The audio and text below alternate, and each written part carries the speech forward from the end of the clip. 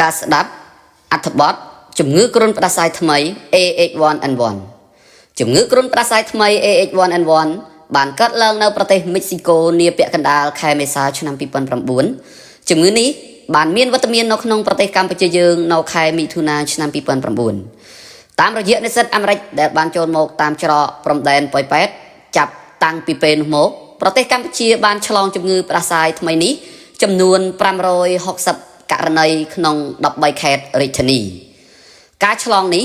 ធ្វើឲ្យមនុស្សស្លាប់6នាក់កាលពីចុងខែវិច្ឆិកាឆ្នាំ2009កន្លងទៅរីឯនៅដើមខែវិច្ឆិកាឆ្នាំ2009ដដែលនេះក៏មានការឆ្លងជំងឺថ្មី AH1N1 ចំនួន2ករណីផងដែរចំពោះម្ដាយនិងកូនតែត្រូវបានព្យាបាលទាន់ពេលវេលាជំងឺផ្ដាសាយថ្មីនេះបានឆ្លងពីមនុស្សម្នាក់ទៅមនុស្សម្នាក់ទៀតតាមរយៈអ្នកជំងឺក្អកកណ្ដាស់និងការហូបចំណីអាហាររួមគ្នាអាការៈសង្ស័យទៅលើអ្នកដែលកើតជំងឺ AH1N1 នេះរួមមានដូចជាក្អកក្តៅខ្លួនហៀសម្បវិលមុខ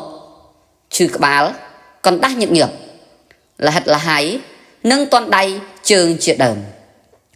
នៅពេលមានជំងឺ AH1N1 កំពុងរីករាលដាលនៅក្នុងព្រះរាជាណាចក្រកម្ពុជាអង្គការសុខភាពពិភពលោកបានណែនាំយើងជាច្រើនដូចជាមិនអោយយើងចូលរួមទស្សនាការប្រកួតកីឡាការប្រគំតន្ត្រីនិងពិធីបុណ្យសាសនាផ្សេងៗឡើយដូច្នេះដើម្បីជៀសវាងការឆ្លងមេរោគនេះយើងត្រូវនៅឲ្យឆ្ងាយពីអ្នកជំងឺត្រូវពាក់ម៉ាស់ការពារនិងមិនត្រូវញ៉ាំអាហារជាមួយអ្នកជំងឺឡើយ